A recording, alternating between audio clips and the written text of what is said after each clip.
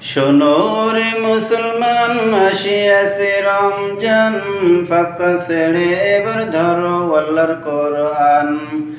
পাবে তুমি রহমত, আসবে ফিরে বরকত, এমন সোনার মাসে তুমি পাবে আল্লাহর রহমত।